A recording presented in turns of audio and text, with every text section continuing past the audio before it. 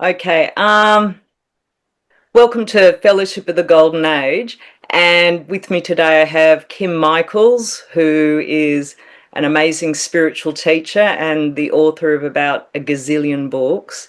Um, so, would you say that's a fair assessment, Kim? Yeah, maybe a slight exaggeration. Yeah. And I hope you're comfortable with would you say that, would you consider yourself a spiritual teacher now after how much work you've done on YouTube, especially? Well, I mean, obviously, I'm functioning in that capacity. It's just that I don't call myself anything because there's so much stigma, I would almost say, in relation to gurus and spiritual teachers. Yeah. And I don't really want to tie into that. So I would actually rather be seen as a person who has walked the spiritual path, and maybe I can help some who are not yet as far along as I am. Hmm. But other than that, I don't claim to have any. I don't want to claim to have any specific authority. You see what I'm saying? Yeah. Because I'm trying not to set myself up on a pedestal, but rather be an example that other people can follow. Because there's nothing special about what I have done on the spiritual path. I walked the same spiritual path that all people need to walk, and Mm. if people are inspired by that, that's fine. And if not, they hopefully find something else that inspires them. Yeah. Yeah. Hmm. Yeah. I'd sort of say, as I call you a spiritual teacher, I would say, exactly what you're talking about is that you've achieved a certain amount of attainment along the path, and you have a lot of wisdom and a lot to share, and I think you express it really, really well. And I don't see you as above me, but I just see that you're I aspire to sort of really sort of move along in exactly the same direction, which is Yeah, up. So yeah, yeah. yeah, so yeah. Yeah. And it's actually a good point because what I can remember from when I was younger, especially, you see, and you see it still in spiritual movements. You know, they have a spiritual guru who's is he is claiming to have some authority. The people for following him, they build him up as having some authority, and Hmm. it creates a distance between the teacher and the students. Mm, mm, And that's okay at a lower level of the spiritual path, but as people move higher on the path, they need to start integrating the teaching so that it comes from within. mm. And you can't do that if you have this teacher who is fundamentally different from you. That's why there comes a point where you need to see that there's no magic here, right? There's simply a path from a lower state of consciousness to a higher state of consciousness.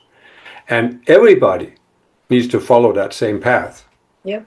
And so it's just a matter of some people may be further along, so you can be inspired by them, but they are not fundamentally different. That's just a myth that's been created. And it's actually, as I said, at the beginning stages of the path, fine, but at the higher stages, it actually becomes non constructive. Yeah, yeah, exactly. And I like in the videos that you share how you always sort of open with, like a certain amount of understanding for, a question that somebody's asked, like I've been through that. And so, there's like this empathy, and it's not saying, I'm above you. It's saying, I've experienced that, but it is possible. It is Yeah. possible to transcend it. And this was how, I did this. Yeah, yeah, and that's because you come to that realization that, as I said, there really is only one path, but everybody walks it in their own way. So what I've experienced over the years is that I've had, since I started this in 2002, I've met a lot of people who came to me for help or guidance. And there are some people where I can't say to them, I know what you're going through because they haven't experienced the same thing. Mhm. So those people I may not be able to help. But what I always try to do is to share what I've gone through so that at least people who have gone through the same thing, they can relate to what I'm saying. Because really, you can only teach from experience. Otherwise, it becomes theoretical. Otherwise, you are trying to say that everybody should follow the path the way you have followed it. That doesn't work for everybody, Mm, mm, you know. So it's like you have somebody, for example, who has been deep into addiction, which I haven't. I don't haven't had that experience in this lifetime. Or they have been very severely abused as children. I haven't had that experience either. So in some cases, I can't relate to people, or they can't relate to me because we don't have a shared experience. yeah, yeah, exactly. And that's why I'm doing podcasts with various different spiritual students, because I think everybody has a different angle to share that, Hmm. someone else Yeah. is going to relate to. So, and I have a lot of respect, and I'm very interested in, how each person is going to share their story of, spirituality and expressing their Christhood. And Right, and that's why my vision is instead of being the spiritual teacher that's venerated, that's always being above, mm, I hope that other people will be inspired to say, well, I have some background, I have some experiences that Kim doesn't have, so I can help people from that background. And mm, so everybody who's inspired by me becomes inspired to help others, and it kind of spreads like rings in the water. Because otherwise, we get into this, I call it the dead guru syndrome. And you see that in so many spiritual movements, started by a particular guru who probably had some attainment, but then he goes out of embodiment. And now they think he was the highest guru and his teaching was the highest teaching, and we need to venerate that. And so they get stuck at a certain point. mm, And nobody really dares to emulate the guru and see him as an example because he was that, highly evolved guru. And we've just seen so many examples of that in the Piscean age, starting with Jesus, who was idolized when they created the Catholic Church. And it's just not the Aquarian model. And yeah, I've said it before, in the age of Pisces, we had gurus. In the age of Aquarius, we need examples. mm. And I must say that this is where I just sort of find, like, that your model of teaching is in that you have never claimed to be a guru, like, the whole way through, like, you've never said, I am this, I am that, like, you're just, Right. yeah, a presence. And I think that in itself is the teaching, you know what I mean? Yeah, in a sense. But on the other hand, you also have to recognize that whatever you say or whatever you don't say, the egos of people will interpret it in one way or another. uh, So you could say there are some people, and I've heard some people say this, because Kim doesn't claim to be anything special, that makes him special. You know what I mean? I mean, there's just no way out of it. yeah, So yeah. that's why I have actually in some videos I have addressed this ideology of gurus Hmm. because it just needs to go. I mean, I've also said it before. I talk about there's only one way to grow on the spiritual path, and that is to integrate with the one mind or the Christ mind or the Buddha nature. Hmm. And as you integrate, you lose any need to be special compared to others. You lose it. Mm, And if you see gurus who haven't lost it, it's because they haven't integrated with the one mind. And then all of their claims to superiority are just superficial. It's just a facade they're putting on. hmm. Because you cannot avoid it. You integrate with the one mind that unites all people and unites us with our source. How can you feel special compared to others? I mean, the need just falls away. Hmm. Hmm. Yeah, well, look, I know for me that it's not that long ago that I sort of turned that corner where I didn't know I'd built up this sense of being special. It was very self-focused, but it all sort of finally came crashing down without any control through my mind. Like, it was just enough experience for me to go, oh, I Right. don't want this anymore. I really don't. And since then, it might be 6 months. It's just I'm just enjoying just the simplicity and joy of life, like, just being normal and just being a part of the community, whatever aspects of community I'm a part of, and just being present there in whatever role of, that I'm playing. Yeah. Like, yeah, just keeping it nice and simple, and it feels so much better, and it's much easier to connect too. Like just to know exactly what's needed in that moment, and and there's no one size fits all for what that is. Like it's only when you're connected with the Christ mind that the answers and the guidance or whatever comes. And Yeah.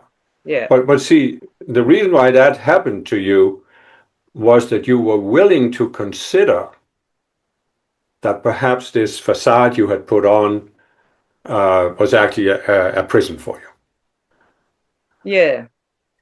For me, I worked it out because I'd I'd had it was almost like I had to go really far into it, and it Yeah, ended yeah, up feeling not good at all. Like I could feel like the flow of love had just sort of been blocked, and for me that was my point where I was just like, I can't do this anymore. You know what I mean? Like I just need yeah, that stuff flowing through me. I can't try to sort of bottle it all up any longer, because it's an awful feeling once you actually know what it feels like to have love flowing through you. It's an awful feeling when yeah, you block that flow. So yeah, um, yeah.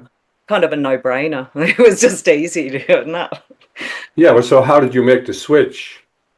Um, it was I mean, just was there it was a just a lot certain? of there was a lot of surrender. Like I just Yeah, realized, I've got to drop this, and I've just got to stop.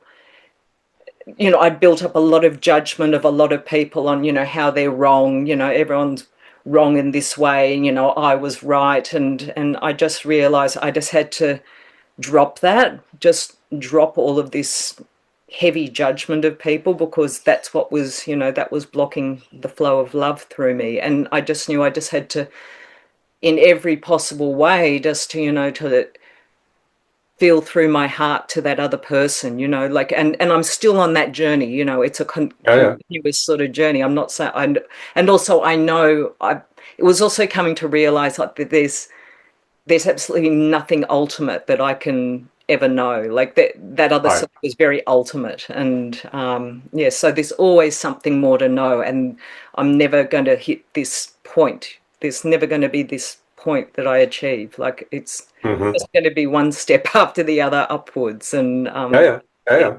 Exactly. Yeah. yeah. But that ties in with guru thing because the gurus that claim they reached some ultimate stage, now they have to defend that.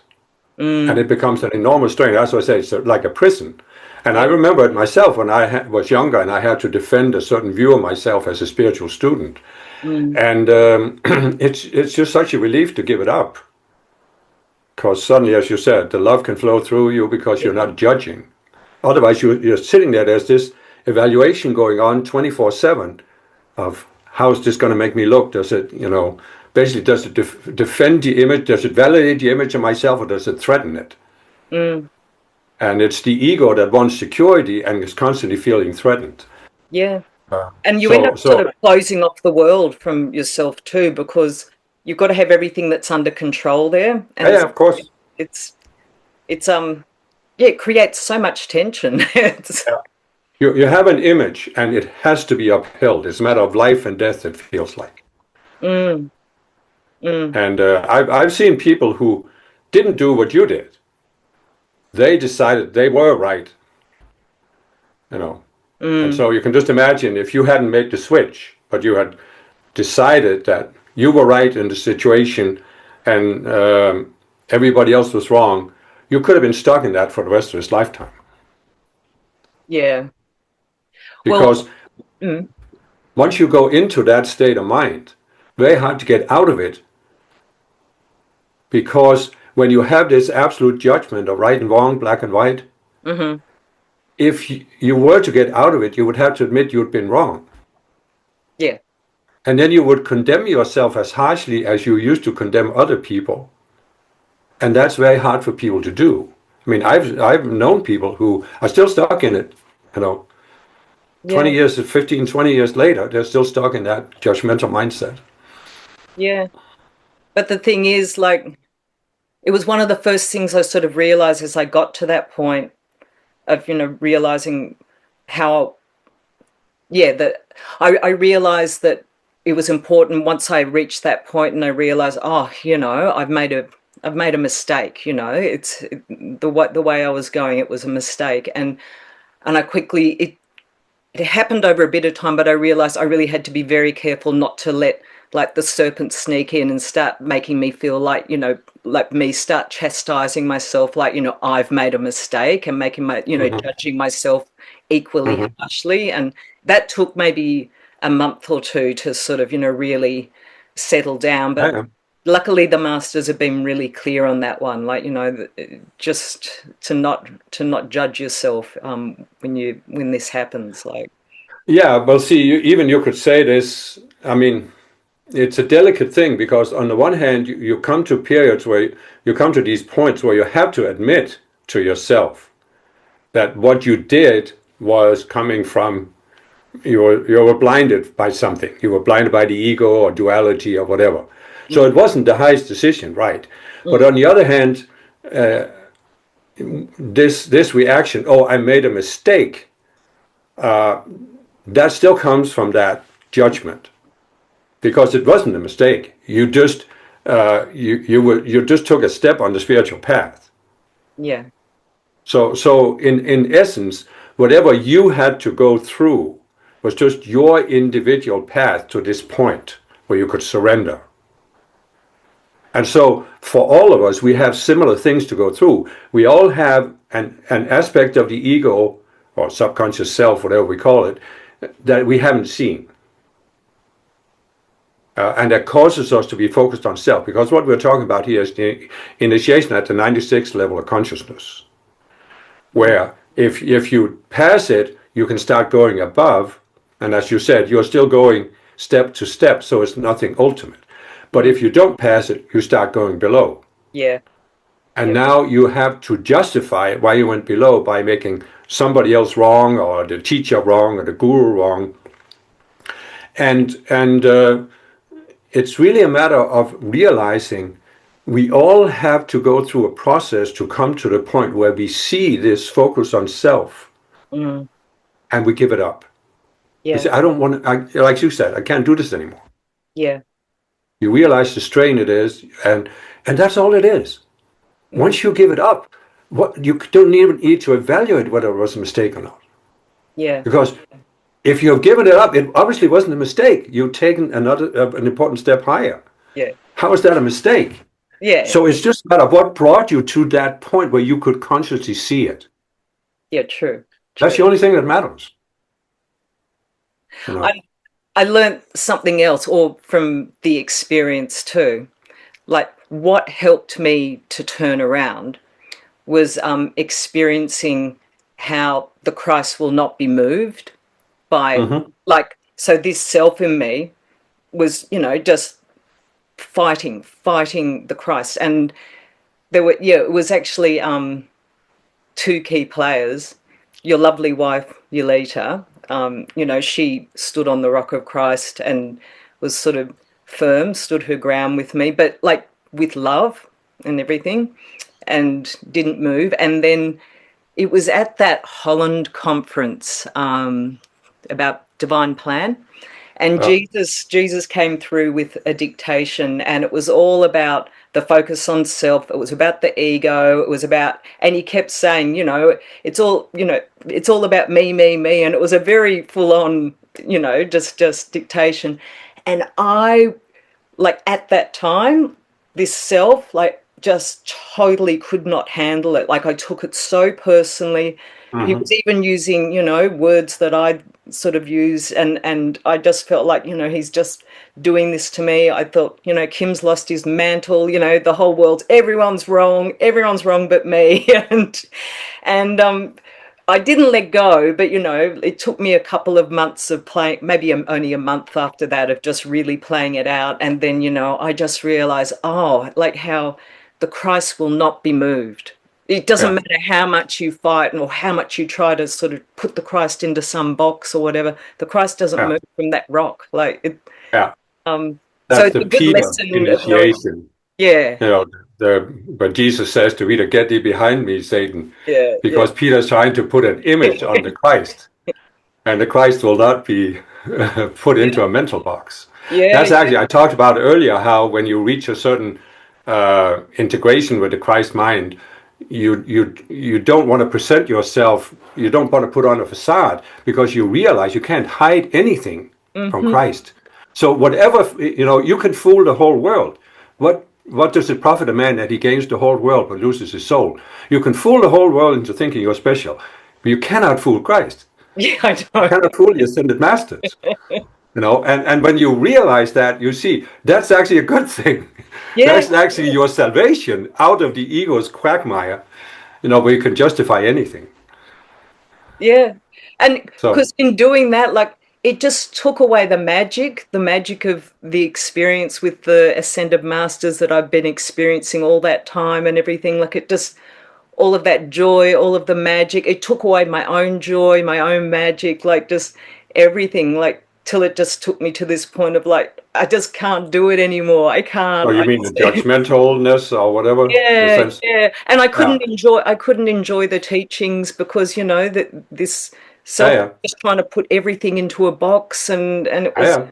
oh, I've been there. I like a mean, war. It was like a war yeah, inside yeah. of me.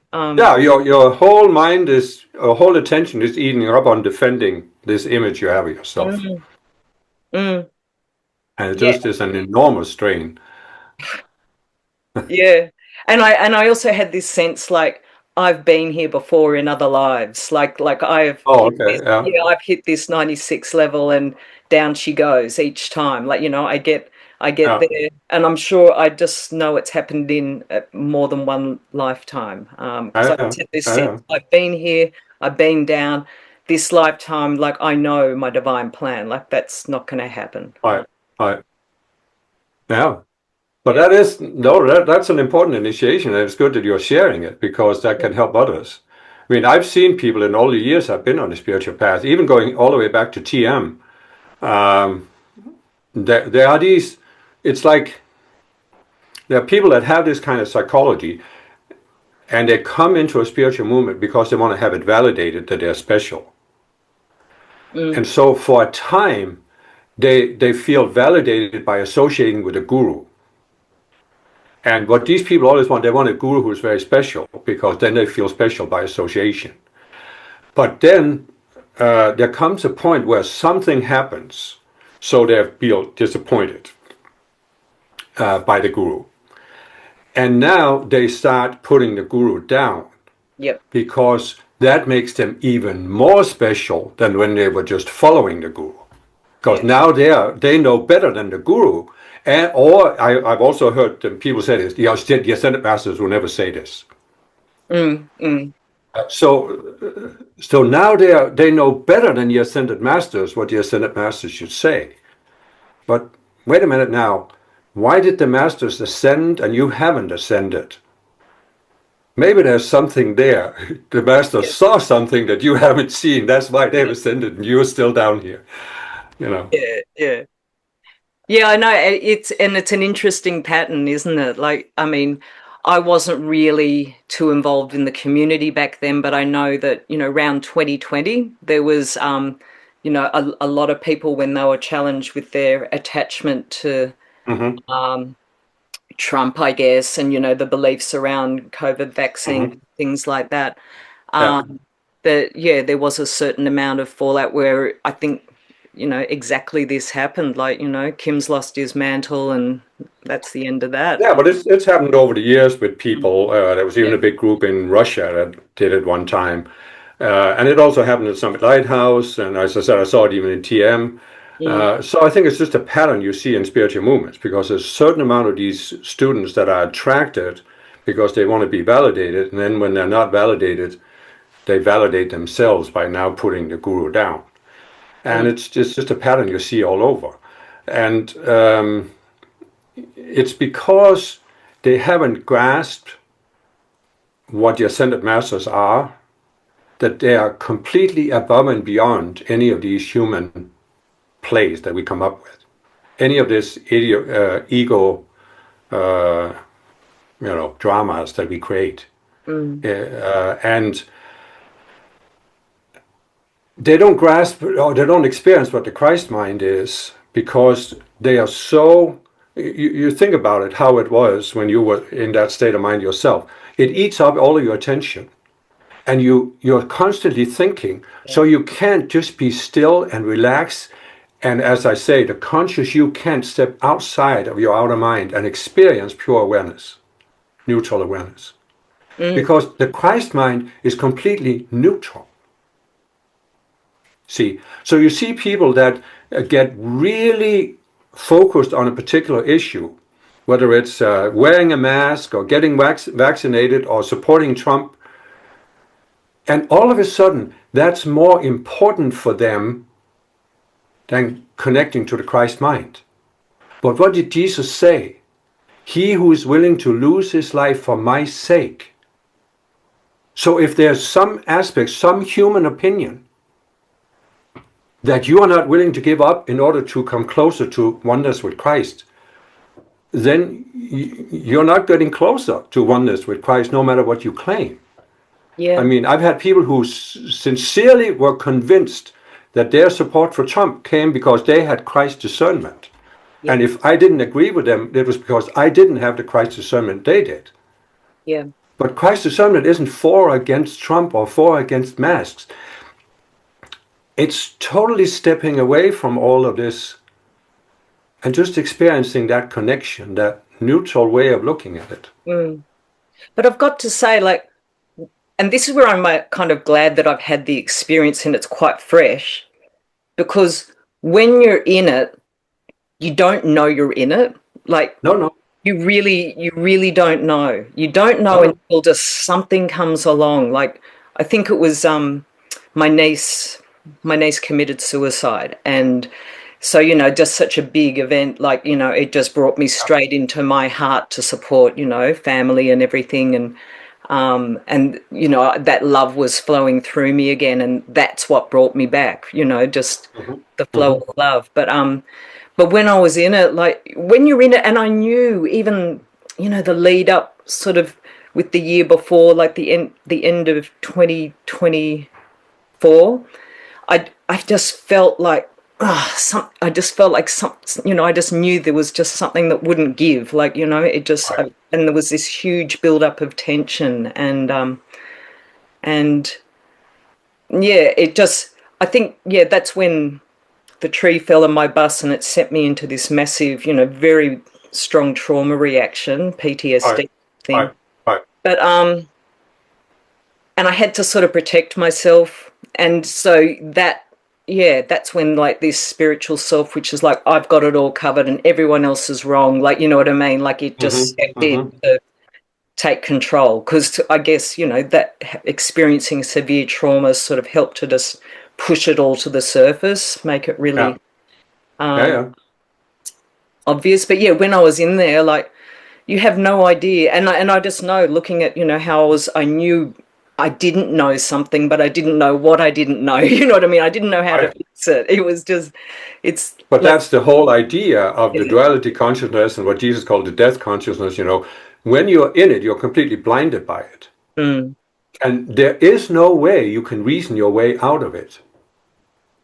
You have mm. to encounter the Christ mind, either through another person or just directly. You have to somehow encounter the Christ mind. So you directly experience, you're not reasoning, you're not believing, but you experience there's an alternative. Mm, mm, yeah. And that's what you did at some point. There was something where you suddenly stepped outside of this fog of war, Yeah. um, and you experienced that maybe it wasn't necessary to keep that strain going. Yeah. It was just, yeah, a very visceral experience. And I think since then, I just use that sort of experience to know, like, we can all recognize when we have a reaction. So, I can recognize it. And then every time I follow that same path, which is, just to invoke light, ask for guidance, Uh-huh. and then just wait. You know what I mean? Like, just let Yeah, life yeah. move and wait. And, it just sort of comes, it goes, it comes, it goes. Like, I'm not trying to sort of find something and go, here, I've got the answer, or I have it all figured out. Yeah, Like yeah. sometimes, the understanding of what the belief is, like it just pops in when I least expect it, it Right. can come from Yeah, anywhere. yeah. And But that's the classical process of seeing a separate self. And mm, that's the magic of the teaching that the masters are given about these separate selves. Because when you are in the self, it's always projecting there's a problem outside of you that has to be solved. Like mm, these other people have to be wrong and I have to prove myself right. mm, And as long as you're trying to prove yourself right, you're trapped in it, in the whole vortex. And it's only by coming to the point where you just are willing to surrender. Instead of thinking you have to push harder to solve the problem, you just give up. You surrender trying to solve the problem. mm, That's how mm. you become free of it. But it's hard to do that unless you've had an experience that there is actually something outside this bubble, this very turbulent vortex that your mind has become, because your mind becomes this vortex and your attention is just pulled into it. Yeah. And even the teachings themselves sort of became a part of that bubble. So, Mhm. the masters were, I was quite obsessed with, trying to resolve this focus on self. And so, I was kind of like, oh, I've just got to fix it. I've got to stop focusing on myself. But then I would, and it was, So you you you became can't you even can't. more focused on self by trying to overcome the focus on self. Yeah, yeah. Yeah. No, no, but that's also a good point because the ego can use even a spiritual teaching Mm, to keep you trapped in the vortex, whatever your individual vortex is. And for many people, if you have this desire to be special you were talking about, yeah. it's sort of an epic mindset. It's sort of an epic drama you are playing. And I think for a lot of avatars, it's because we came to Earth, we wanted to do something positive. And then we are brutally attacked and put down, and we want to compensate for that. So it's like we want to feel like we've done something that was worthwhile here on Earth, that it made a difference. And that's why our attention is directed out there towards helping other people or convincing them or whatever. Mm, And if you can just convince everybody that the spiritual path is real or that the ascended masters are real or that Trump really is the greatest president or whatever, you become attached to convincing somebody about something. And really, if we are to do anything as avatars on Earth, it's to demonstrate that nothing on Earth defines us.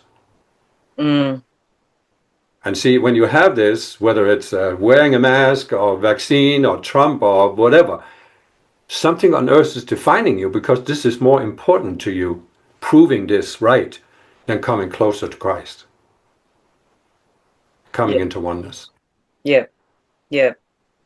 And essentially, that's the focus on self. Because I think what happened is when we came to Earth and we received this birth trauma, that created the focus on self. In a sense, you could say the primal self that the master was talking about. That's that extreme focus on self Would you in say? relation to Earth. Would you say that like every dualistic self is another focus on self? Like Yeah, yeah, it just there's no, reinforces it. because for me before I was thinking like I've just got to fix up this whole focus on self thing, then I'll be right. You know what I mean? Yeah, yeah, And it was like this, I'll just fix that and then put that in the yeah. box. But see, yeah, as long as you're focused on fixing something, Mm, you are trapped in, because it's like when I say the focus on self, what I really mean is you're focused on yourself in relation to being here on earth, yeah. where you came with a certain vision, a certain intention, like you would. I saw in myself, for example, I wanted to be the good person, like the prince on the white horse who rides in and saves the day. Mm-hmm. I want to do something positive on earth. I want to help people overcome suffering because I don't think didn't think at the time they should be suffering. And so when you receive this birth trauma, the birth trauma kind of makes you doubt that you could do here on earth what you thought you could do before you came here, that you could make a difference here. Mm, mm, All of a sudden you doubt that. But that's so unbearable to you because You came here, and now you're stuck here. And you can't just say, hello, I want to get out, right? You have to qualify to get out. And so now you go into this focus on yourself, and somehow you thought something went wrong when you came to Earth, and you have to try and fix it. Mm. But it's out there you think you have to fix it. Yeah. And there is nothing that went wrong except your sense that something went wrong. And you can't fix that by doing something out there. You can only fix it by giving it up, by surrendering it and saying, no, this does not define me. Yeah. And that's the magic of this teaching about the conscious you, which is it has not been changed by anything that happened on Earth. Not at all. Nothing has changed it. Yeah. And you can just look at whatever has happened on Earth and say, so what? And in a way, you could say, that's what we're here to demonstrate. Because what is it with the original inhabitants of the Earth? They are stuck in some kind of vortex, where they think they are defined by what's happening on Earth, by conditions on Earth. Mm. Like, if a person is a Trump supporter, they are defined by that. If they are Muslim, they are defined by that. If they are fundamentalist Christian, they are defined by it. Mm. And we are here to show them, no, you also have a conscious you that is not defined by anything on Earth. Yes. But how do we show them that unless we go into it and then go out of it? So that's why I'm saying, even this, I had this idea that, the birth trauma shouldn't have happened. And I shouldn't have created a conscious self. I shouldn't have reacted.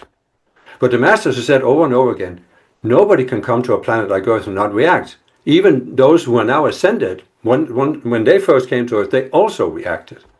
Yeah. So what I realized was I had to go into the duality consciousness in order to demonstrate that you can rise above it. And the only thing that matters is you rise above it. And the only way to do that is to let it go. Yes. Yes. Yes. But as you said, you have to, in order to let it go, you have to come to see the belief that you had. So what I realized is at some point I had to look at what was my attitude that I had when I came to Earth. And how, when my goal was threatened, how did I react to that? That's how I created the primal self. And that's what I had to just surrender. You can't fix it. You can't fix it. You just have to let it go. And you also have to let go of the attitude. And one of the things I had to let go of was, people shouldn't be suffering. Yeah. And I had to really struggle with that for probably years, until one day I could just realize, but if people are choosing to suffer, I have to let them suffer. I can't say it's wrong, because it's their choices. And if I respect their free will and they won't listen to me, I just have to let them suffer and accept it. Planet Earth is the planet where you can have the experience of suffering. Yes. Until you've had enough of it. As you said, I can't do this anymore. And I'm just getting this stronger sense, of what our role as spiritual students and avatars and so on, who have made the choice that we do want to move upwards on the path, is to demonstrate that, not to come along and say, hey, this is how you do it, follow me, but just to actually just create that energetic upward path by, just seeing each one of these. And I was actually motivated today to invite you for this meeting because for me, I've begun to see, I through the whole Epstein files thing being released and everything, and that murder of Renee Good, I had some very strong reactions to that initially. And what I saw was this frustration, a real frustration with the targeting of women and children, especially. And I feel like, a part of talking with you is just, just resolving all of that. But I can see how, I just got to this point of seeing like, oh, I can see that, like, it was like, how the masters say, like, and I never quite understood what this was for me, like, that we all had like something that was our thing that was like, we wanted to fix on the planet, Sure. like our own Yeah. epic cause. And Yeah. mine was to just save and fix all, everything for women and children, for the entire world. And when Right. you sort of look at the sheer enormity of the Epstein files, you just realize, yeah, I can't do that. I can't do it all. Like, it's Yeah. impossible. And I realized that, I'm just seeing that higher vision, that it's not even about being a woman. Well, on one hand it is like, I'm a being who is in a woman's body, and that's, there is a purpose to that. Right. But it's about expressing the Christhood, as in a woman's body. Like, that's all it's about, like expressing my Right. Christhood through my gender, like that I bear and everything. Yeah. Yeah. Yeah. Yeah. But it's also about not saying that you are more than the gender because you're not defined by the gender. Because the Christ doesn't have a gender. The Yeah. Christ is universal beyond. Mm. So traditionally, you look at the monotheistic religions and even Hinduism and even to some degree Buddhism, women have been put down as being secondary to men with spirituality. Mm. No, they can't be spiritual. You even have the whole stigma of Eve was the one who ate the apple and tempted Adam, and if it hadn't been for Eve, men wouldn't have fallen. What nonsense. Mm. Complete idiocy. I mean, Yeah. Yeah. completely idiotic.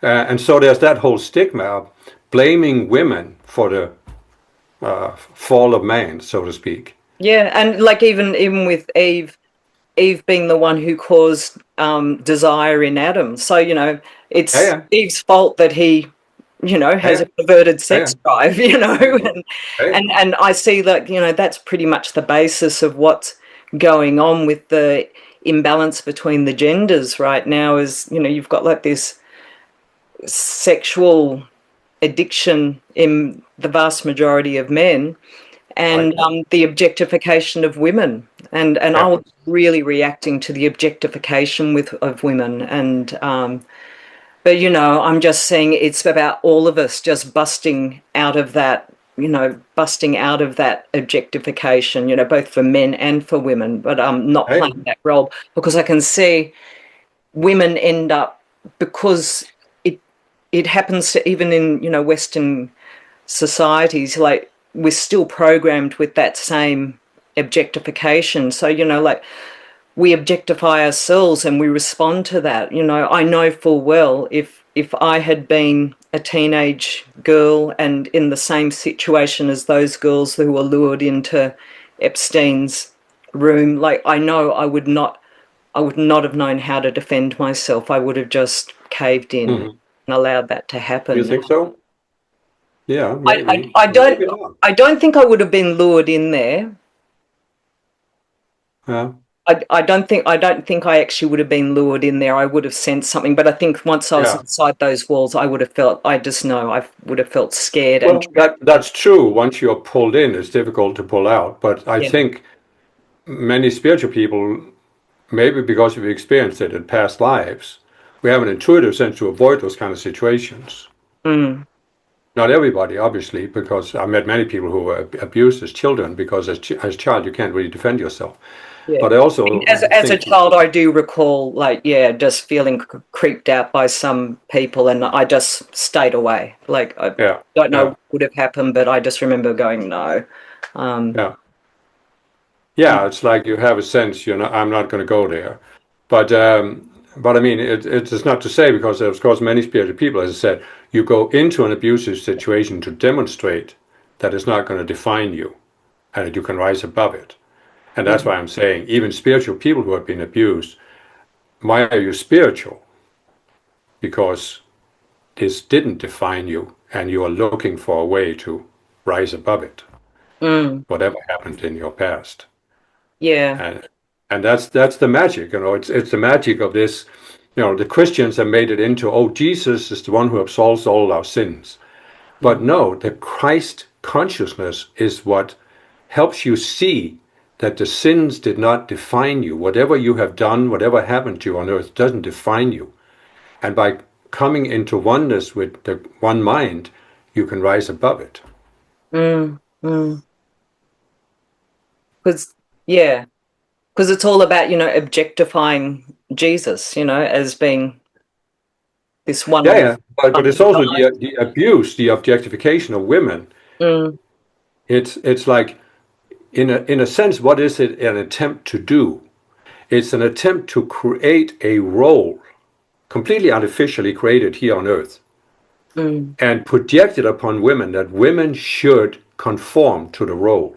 mm, And what spiritual women are meant to do in this age is to refuse to conform and just demonstrate, I'm not defined by this.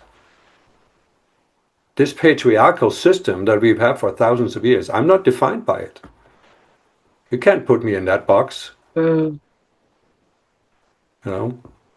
I mean, it's like you put an empty cardboard box on the floor and your cat jumps into it, you know. And it's time that women say, I'm not going to jump into this box that you men have created, Mm, you know. mm.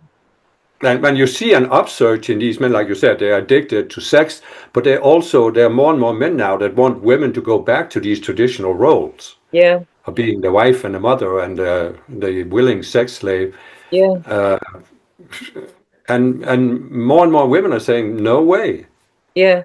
But also, like, since like the sexual revolution, like it's almost like a lot more of that, real base sex stuff has been like it's been way more accepted and almost become way more prevalent, Yeah, so that the whole idea of, like Giselle Pellico and everything, like that, it's okay to just rape someone while they're limp on a bed, like, and it's kind yeah, of yeah, inconceivable, but it happens everywhere all the time. Like someone dropped one of those things into a drink of mine when I was young, and luckily I wasn't taken advantage of. But yeah, it just happens all the time, and you just think, yeah, yeah, yeah. like, But I think that's also part of the whole process, because what is really doing, I mean, it's sure there are ways to, like this, spiking someone's drink that probably didn't happen 100 years ago.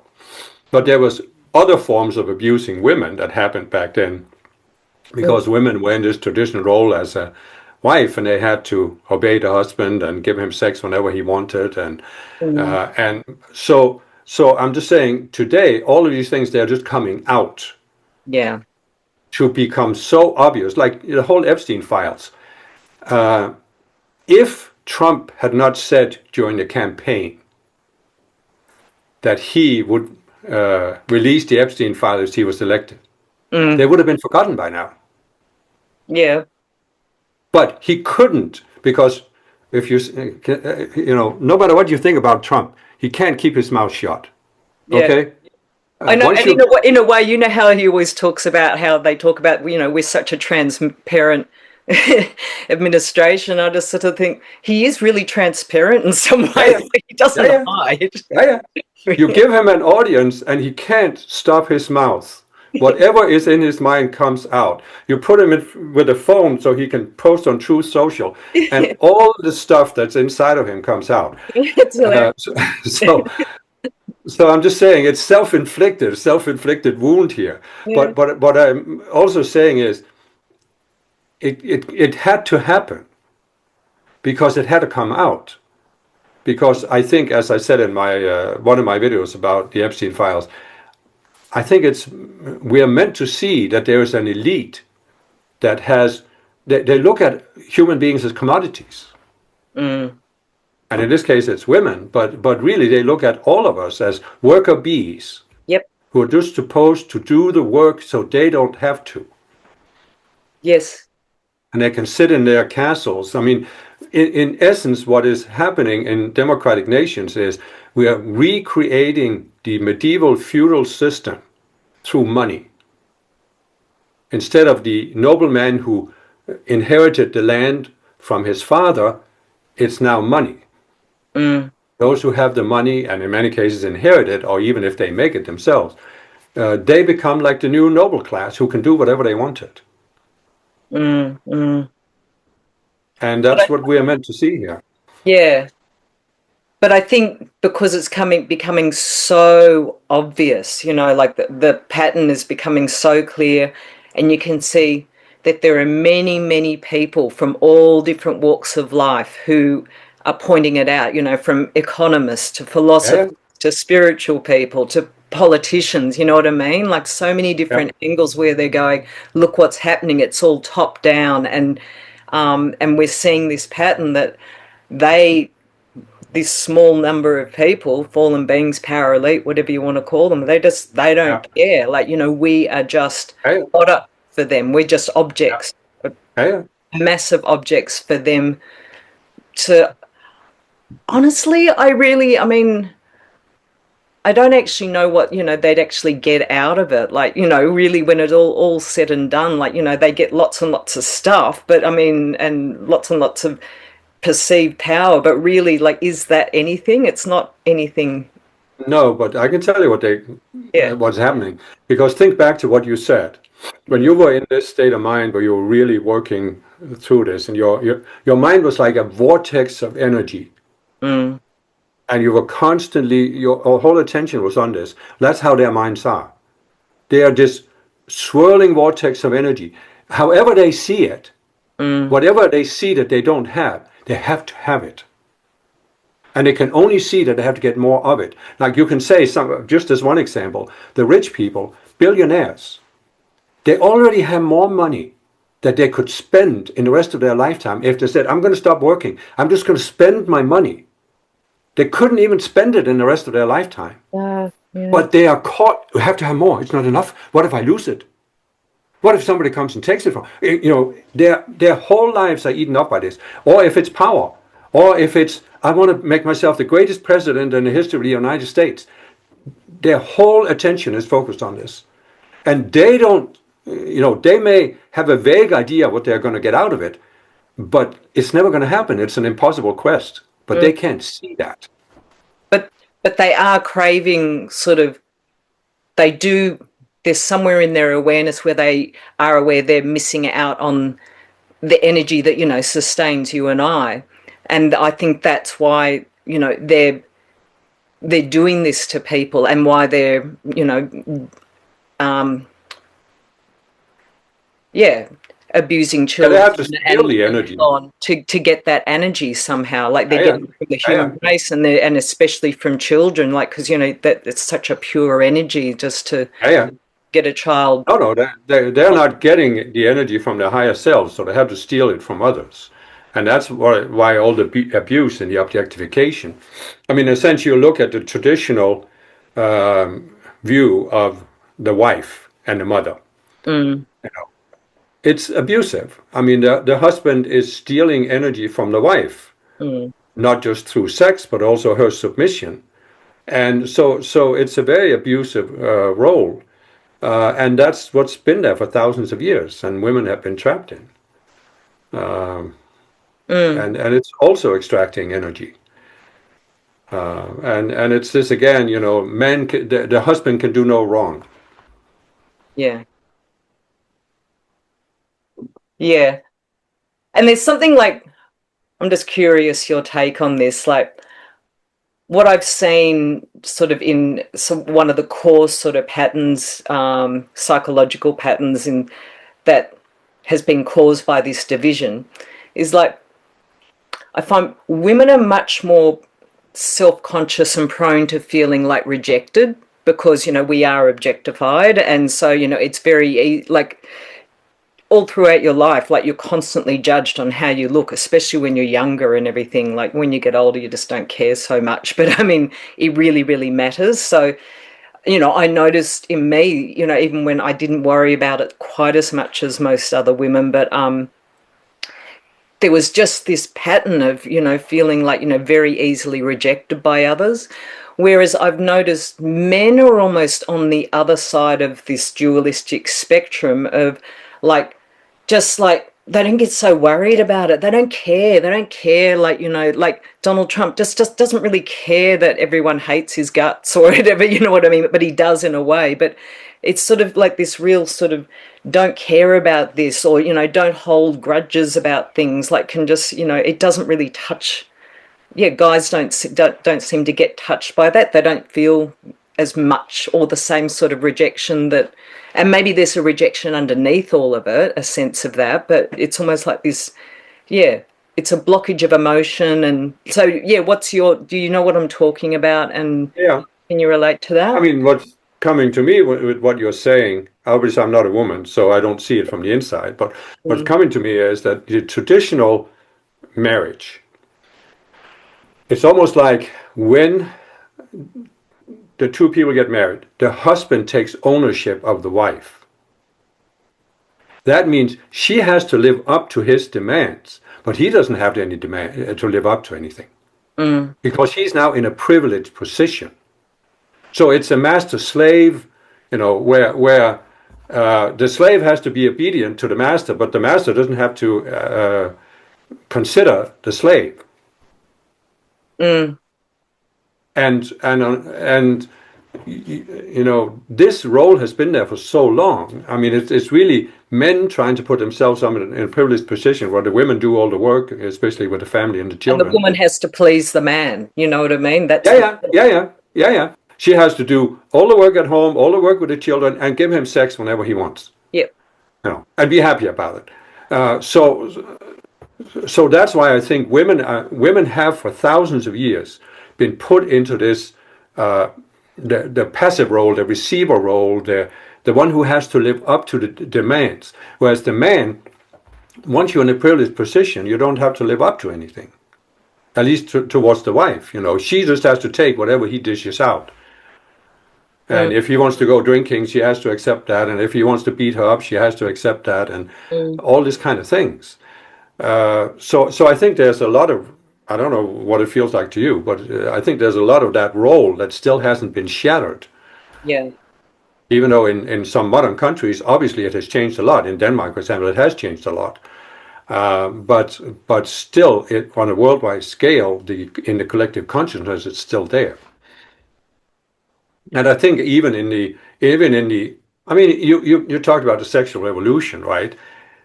And in a certain sense, that also put an extra demand on women because now they have to look good and they have to be sexy and this and that. yeah. And then you have the whole beauty industry And that's enjoy taking advantage. sex and whatever and all of Yeah, that. yeah, yeah, yeah. And so it's like, in a sense, you could say, like we talked about it earlier, the ego can take advantage of anything. So you have a certain change that happens in society that frees women from some burden, but then the ego and or whatever, it turns that into another treadmill Yeah, because yeah. now you have to look good and be sexy and this and that. And so I think what needs to happen in this decade of women that the masters are talking about is that women just drop the whole thing. Mm. Yeah, or not really drop it, but transcend it and say, this doesn't define me. Yeah. Well, in a way, I feel like women need to almost sort of just lead the way, lead the way is in like, just start to really see through like this whole epic mindset that's, that men have been more traditionally sort of drawn to. And like, Yeah, it's fascinating that what's his name, our friend, he's calling the bombing of Iran like epic fury and everything. I just thought, wow, that just sort of says it all. Like yeah, could yeah, not have yeah, been a more apt name for yeah, that voice. But yeah, and it's just interesting. You can see, like I've noticed, some commentators, more obviously who are probably more on the men's side, are doing a very political side, didactic, you know, hmm, review of all of it, whereas women are just sort of, I think, just sitting back and going, oh, this yeah, is yeah, this has got to just no more, no more, and yeah, just I think the whole also to see like the way to break that pattern of where it's such a capitalist society, it's just all oriented around this imbalance of money. Like, women, we understand, like, it's about the family and children and sustaining, the people around us, so we've got, Yeah. yeah, a better sense there to, which will help, a more feminine mindset to see that, we can just sort of reorder the way the world, everything is balanced out so that it's just simple, like, health and psychological well-being and so on is cared for. I think I've just said Hmm. stuff, but yeah. Well, I mean, obviously and maybe there's a connection there because what I'm saying is in the traditional role between the sexes, man has the privileged position. So in a sense, it gives him the idea that in the home, at least, he can do no wrong Mm, because the wife just has to take whatever, and the kids too. So he's the master of the house. And Julita was just saying she had read something about in the old Nordic, the word for husband actually meant master of the house. well, yeah. You know? And so you see this traditional role there, and so it sets the men up to think they can do no wrong, even in politics. And it's like, so they just go out there bumbling into all these stupid situations, creating all these wars, all these conflicts, Mm, because of the male ego, which is a fragile thing, right? So mm, you can have epic fury if your ego is threatened, then you have to take it, bomb somebody, and it's just, I think it's women's role in this age to stop that madness and say, hello, there's got to be a different way. mm, And I think, in a sense, you could say that. I mean, all the years I've been on the spiritual path and been in spiritual movements, there's generally more women than men mm, because women are more open, they're more intuitive, and I think they're not as caught up in the vortex as men are. Because what you see is, like you think about this, once you are in this vortex, your whole attention is focused on defending a particular viewpoint. mm, It's like you're on a track and you can only keep going further and further down the same track. mm, And men are more likely, I'm not saying women can't be caught up in it, but men are more likely to be caught up in that. mm. Whereas women, I think they can more easily stay out of that Yeah. and think about the whole and use their intuition. Say, maybe we don't want to go down that path. We don't even want to start going down that path. Well, it's sort of been almost created that way because men have been the ones who've been designed to sort of go out and do the work and be the workers and make money and everything. So Yeah. they're caught there in that system, and whereas women, women have only just started to break through, to more equal pay and, well, it's not really equal at all, but, like a more equal role in the Hmm. workforce and Hmm. everything. Most women, the vast majority of women, have been way more attracted to more service and care roles and so on. Like it's we've had a very different sort of drive. So I think it's just just in that, like, we women in our DNA and in the gender, like, we've been the caregivers, and so it's just a different Yeah, mind. it must have something to do with the mother role because as a mother, you can't be completely focused on yourself. Mm, When you have a child, you have to, whereas the man can still have children and still be focused on himself because the wife takes care of him. mm, mm, So even there is, I don't know, I just observed, I mean, to me, I mean, if we are going to get away from this pattern of men starting meaningless wars, women are going to have to do it because men can't do it. I mm, mean, you see it right now with Putin and Trump. They're totally trapped in this male mindset mm. of their own infallibility. Because what drives them both? They think they're infallible, their decisions are infallible, and they can get away with anything. I mean, look at Trump, for example, Mm. right? He obviously knows that he was friends with Epstein for a long time, right? Yep. But he can't stop himself from saying, I'm going to release the Epstein file. And then when he gets president and he says, we're going to release these files. And then Pam Bondi comes and says, but Mr. President, you are in them. And he says, what? And then he thinks he can get away with covering this up and redacting all the mentions of himself. And Mm. it's not going to boomerang and come back and hit him. You know? Yeah. So So this is the so attitude. to I can get away distract, with anything. yeah. So to distract from all of it, he drops bombs on another country, like threatening, Well, yeah, that's you know, certainly an starting a interesting war. coincidence. Like, I think it's just all smoke and mirrors, like trying to distract from the Epstein files, and and trying to derail towards these November Well, you could elections. certainly say why now, since, they haven't done anything about Iran for a long time. Mm, And he didn't do much in his first administration. So, but anyway, I mean, I'm just saying, I think the only thing that will pull the world away from this level of this male ego conflicts yeah, is women. And you see some women in Europe, for example, or even in the US, there are women who are showing a different approach to politics. yeah, yeah.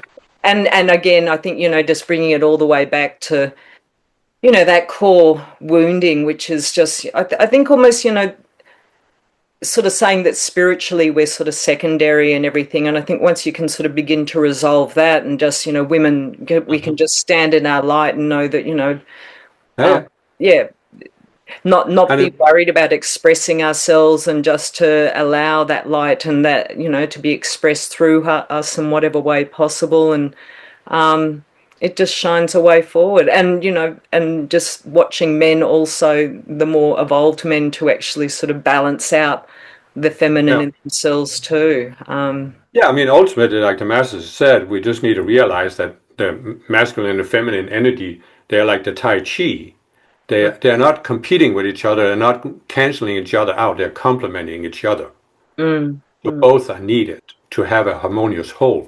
And what the masters also said, that what the fallen beings did when they came to Earth, they saw that men were more likely to go down this path of the epic mindset. And therefore they made men the superior sex. But it's the whole idea that one sex has to be superior and one inferior. That's what needs to be overcome. Because when there's superiority and inferiority, they can't complement each other. There will be competition. And that's what we need to ultimately transcend. yeah, But I understand that feminism has been a necessary step in that direction. yeah. But I'm reading a lot of and listening to a lot of women speaking now, and they're not putting down men in their feminism. Like Right. it's yeah, like it's still, it's pointing out, hey, have a look at this, this Yeah, imbalance. yeah, They're yeah, yeah. calling it for what it is, but they're not Yeah. putting down men at all. Like, they're No, really no. looking to their partners and other men, and just let's just yeah. Yeah, I think as I said, it was necessary in like the 60s, 70s, 80s that there was this more militant kind of feminism that Yeah. was in a sense putting down men by pointing out what men were doing wrong. But I think it's time to transcend that and just have that more balanced voice. Yeah. Uh, Yeah, yeah, and to point out, just the way the economy is sort of being yeah, yeah. imbalanced. Because in a sense, I would say it's not about making men wrong. It's actually helping men see that they're also trapped in the traditional roles. Mm, Like I read even some years ago in Saudi Arabia, where at the time women couldn't drive, they couldn't go shopping. So either the husband had to come home from work and accompany his wife to go shopping, or they wouldn't eat anything for dinner, or he had to hire somebody to escort her, to drive her to the store and escort her so she can go and do her shopping. There had to be a man with her. And mm, the man had to pay for her because she couldn't. So this also became an enormous strain for the men to live up to all of these demands. Instead of just saying, this is just stupid. yeah. Why are we doing this? You Mm, know? mm, And so I think this is what's beginning to happen, is that even men are beginning to see that it's just ridiculous. yeah, yeah, yeah. And I look back at my own father. My father and mother very much had the traditional roles. Even my mother was also working, but she was doing all the housework. and um, he was trapped in this traditional like a macho man image. You know, he liked boxing and this and that, and but he was trapped in it. But he couldn't see it. He couldn't admit it. But he felt trapped his whole life because he had an image of himself as a man that he had to live up to. And we had some talks, before he died, and sometimes it was like he couldn't bring himself to say it. But in a sense, he was jealous of me because I didn't have that image of myself. And so I was more free to not play that role that he felt trapped in. Yeah, yeah, And I think more and more men are seeing it that way. I mean, I look at, for example, my younger cousins who are now adults and have their own children. They have a different family structure, different relationship between husband and wife than my parents had. Very different. They're much more equal. They do things together and this and that. And so I think there is clearly a movement in many societies, but there are, of course, some societies where they don't have it. And then there are some societies where there are people that want to get back to it, like in the US, the Christian nationalists, the Project 2025 and all this. They want to go back to where women should shut up in the churches and, stay in the kitchen. yeah. And But it's interesting, like a lot of the more, I've tuned into a few of the women who, they were sort of a part of the MAGA thing, the MAGA Mhm, mindset and everything through religion, through mhm. Christianity, Mormons and so on. And they're the ones who've been breaking free and they just sort of, they're speaking and it's other women who are sort of hearing like, like I was like the trophy wife, like in this prison and able to, Yeah, tell their story and then that's unlocking the door for other women who've been there. So it's kind of like women finding their way out and then men are going to be left there going, oh, I didn't actually enjoy that anyway, when it all came yeah, to it. Like, yeah, yeah. They're yeah, all going to just a little feel. bit slow though. Well, I mean, there is that. There is a reaction now, but I think that just happens. Things go back and forth. So Mm, there's a movement towards liberating women, then there's men that get provoked by that and want to try and pull back. But these men are just on the wrong side of history. I mean, I can't believe they can't see that what they're doing. I mean, it's basically a train wreck.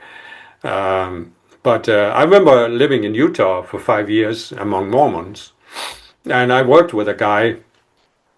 There were 17 children. He said his mother, her whole adult life, she was either pregnant or nursing.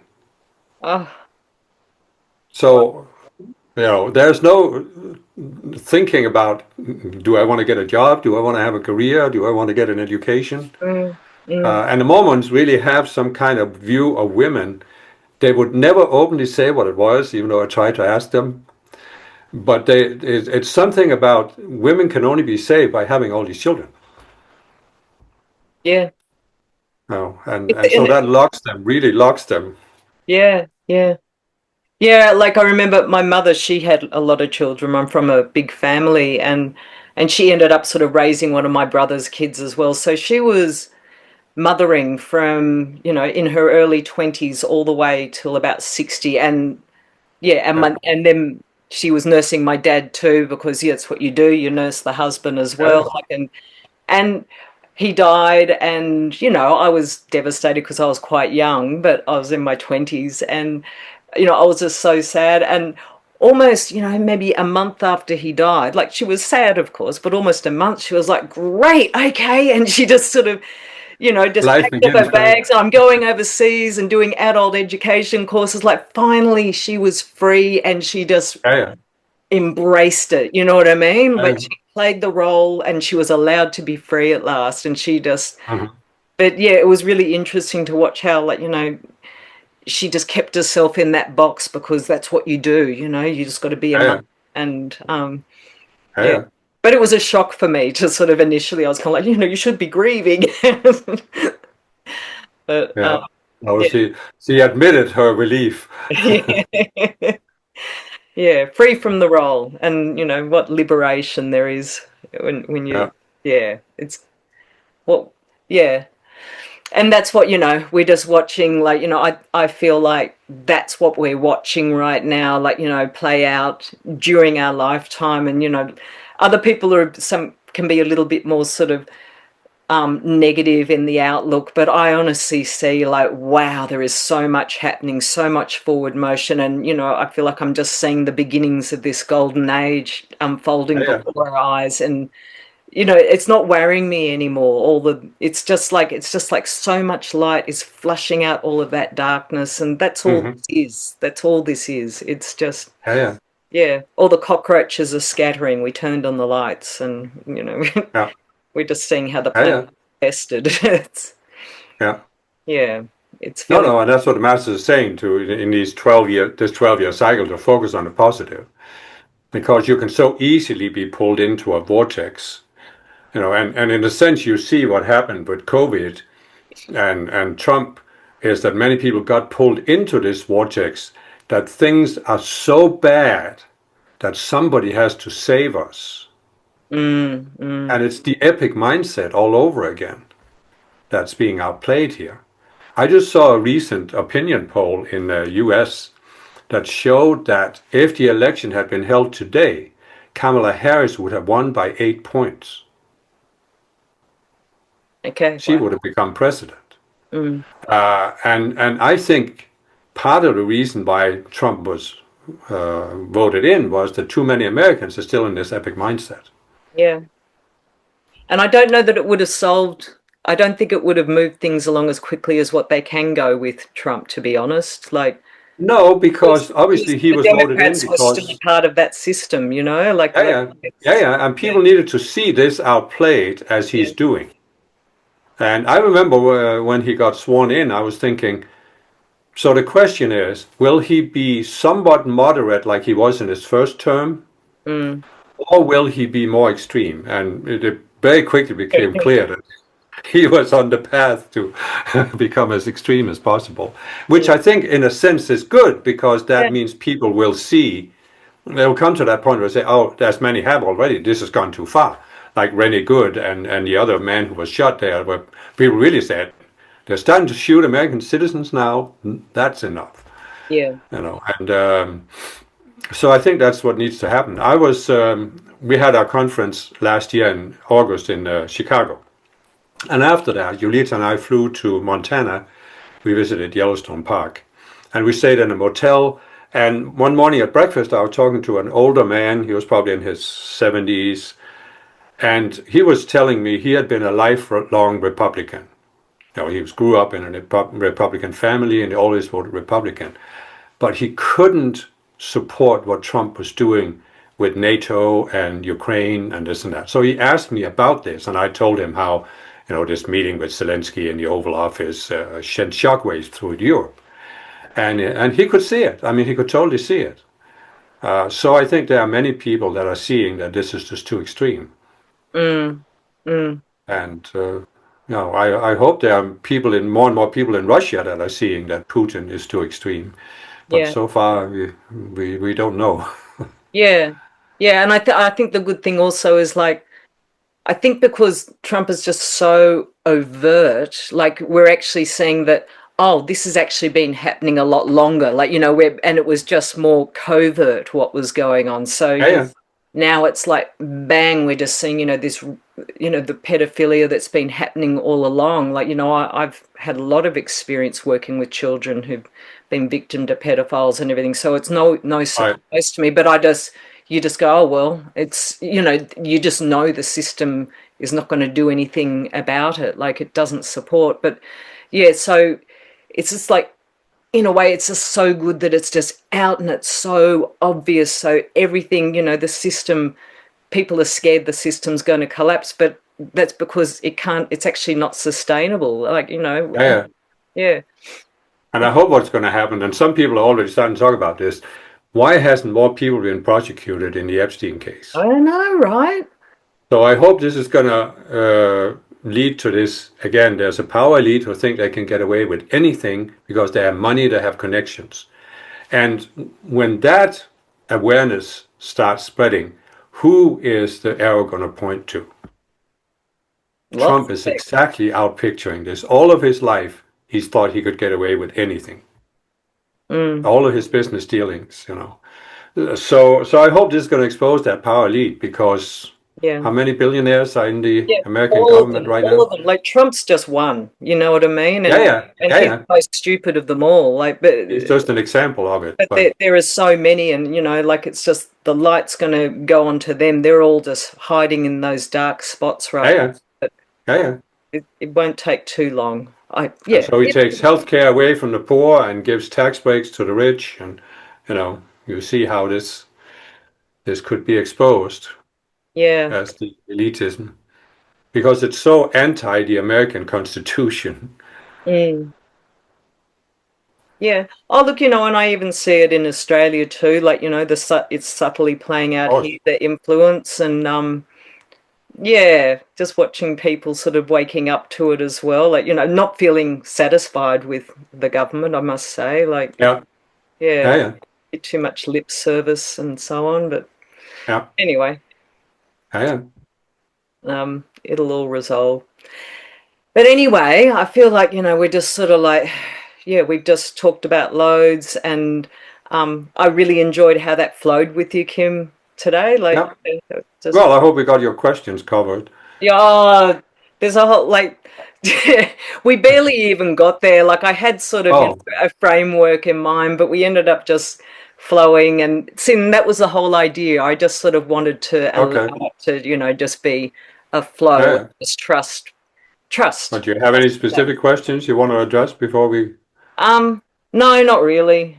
Okay. Because I Yeah, feel like, yeah, I just feel like what was meant to be given was given, and also it was important. I did want to sort of go to that, ma you know, the issue with women and children, and you know, just yeah, and yeah, I wanted to sort of open that up, and but also I felt very much, you know, the most important thing was, you know, for me to be able to express, you know, my own Christhood as a woman. You know, that to me just sort of, yeah, yeah. yeah, was. But that's what I feel is important because it's like this again. You remember I said there are people that I feel like I can't really help because I haven't had that experience. Mm. And obviously, I'm not a woman in this lifetime. I know I have been in past lifetimes, so it's not that I'm completely unfamiliar with women's situation. But really, as in a man in this lifetime, I don't feel it's my role to tell women how to express their Christhood because this has to come from within. And but I do feel it's important to say that women have exactly the same potential, Yeah, spiritual potential as men have. There, I mean, this whole idea that there's a difference, that is so insane. yeah, And, and yeah, that's what women are demonstrating and need to demonstrate even more, that it's completely idiotic yeah, that, yeah, uh, that women are somehow inferior. I mean, I even have it in Buddhism and Hinduism, so it's not just the patriarchal religions, but still, I mean, it's just time to let that whole thing go. yeah, yeah. And so, you know, just for instance, as we've been talking today, like, you know, I haven't, the only times I've sort of made reference to being a woman was just, you know, for the sake of like Yeah, yeah. talking about what we're talking about, but I haven't really related to you as a man. Like, you know, to me, Right. you're just, you No, know, no, of course not. another No, no. And spiritual. that's the thing. I mean, you can come to a point where you're relating just as equals as beings, you know, Mm, who are not defined by this. I mean, yeah. I am in a male body. I recognize that, but I don't feel I'm defined by it. Mm, I don't even see myself as a man really anymore.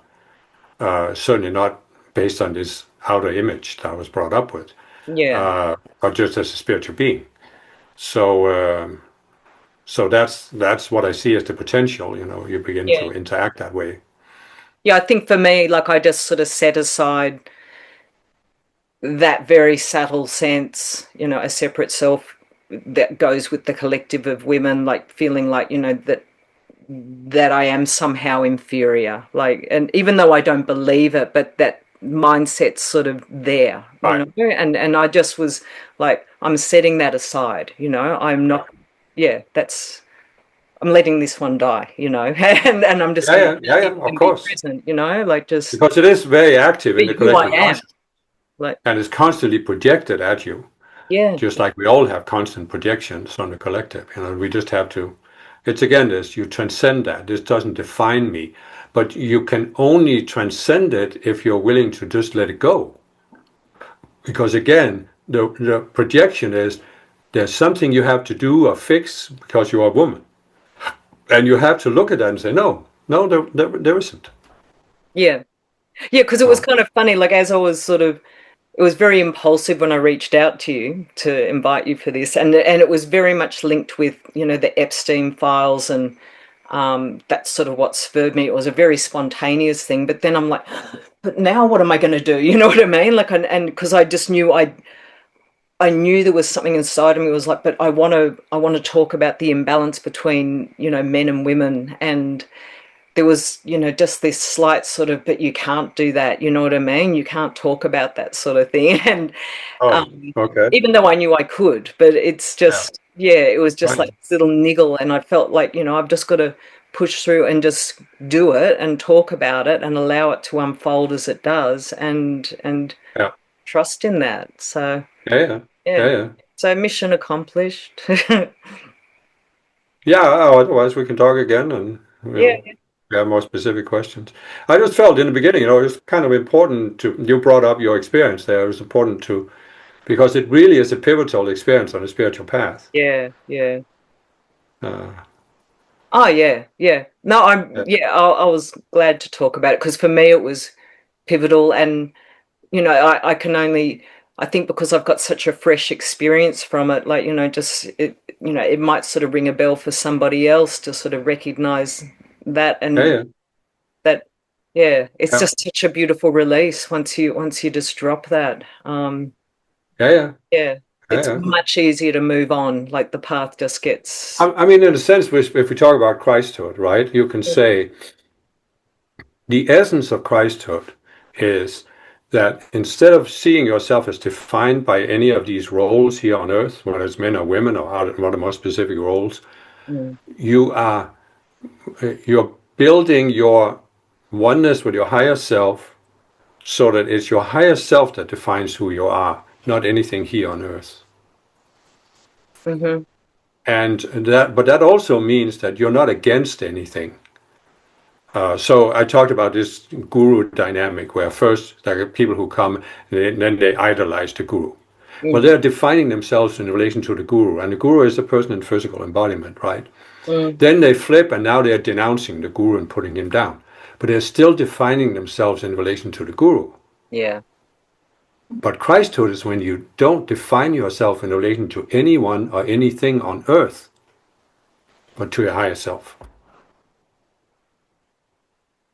So, it's like you were saying, you just felt spontaneously to have this talk. Yeah. Then your outer mind comes in and says, but what are you going to talk about? How are you going to do it? You've got to have a plan. But that's the outer mind. And what we've accomplished here is we've set that aside and we're just talking. We're Mm, just sharing. We're just interacting without the facade. yeah. See? And the opportunity to actually talk about the objectification of women and so on, Yeah, it just happened. Like I was like, oh, here we go. Like, I just saw, yeah, like, there's the yeah, opening yeah, for yeah, that. yeah. And that's, in a sense, that's also where men and women need to get to, that they can talk freely Mm, without that role, without having to pretend or put on a facade.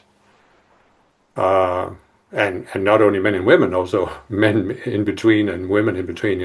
You can have these flowing conversations instead of always having this evaluation, this judgment in the yeah, background. yeah, yeah. And like, I kind of knew that it was about like, being able to just demonstrate expressing Christhood, as a woman and so on. But, I didn't know how that would look. And it's just, I think it's kind of interesting that it was all about talking about, that turning point, with Hmm. the challenge of Christ, like, and sort of exploring that, and sort of talking it through. And yeah, it just sort of evolved very naturally. And also that, you know, you can't put the Christ in a box. You don't know what the Christ actually wants to say through you. You don't know, you know Yeah, what I mean? It just yeah, comes yeah. rather naturally. Like, it's not on, it's not held there on that piece of paper. All It's right. flow of presence. So Yeah, you can be the open door, yeah, but you can only have the Christ flow when you're the open door. You don't have a screen in front saying the Christ should live up to these criteria. yeah, See, yeah, and that's what you have when you're in that judgmental state of mind, because the ego wants the Christ, just like Peter wants the Christ to live up to its expectations. mm, And then the Christ must step back and say, okay, I'll leave you with your image of Christ instead of the actual flow of the Christ mind. mm. And that's again there's another when you go back to this whole, I know I'm going around in circles here, but you go back to this whole guru thing, right?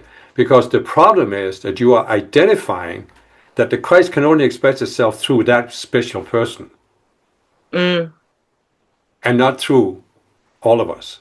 But see, the Christ can flow through anyone. The Holy Spirit flowed where it listed.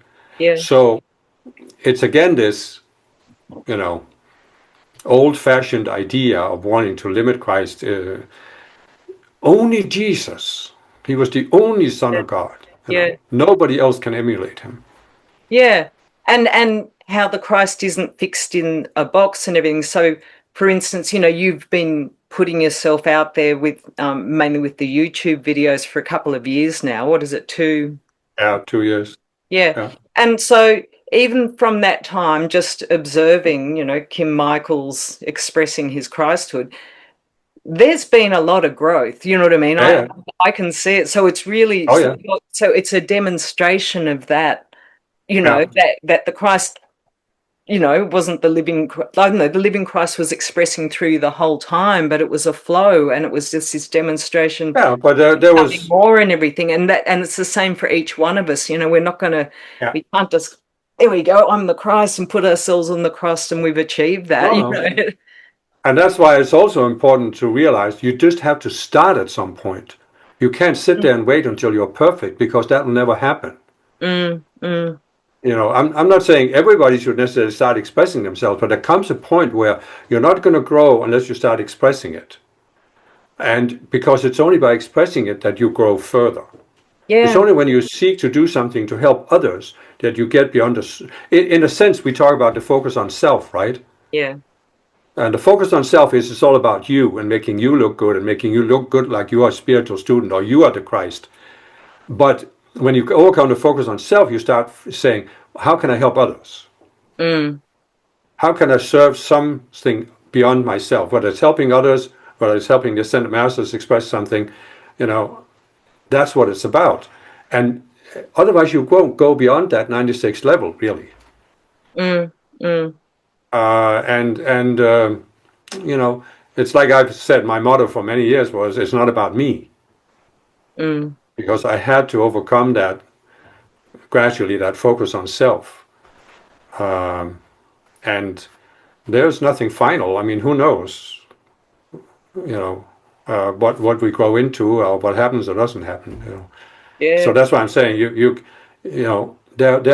the ego will think, the ego is always looking for security, ultimate security here on earth.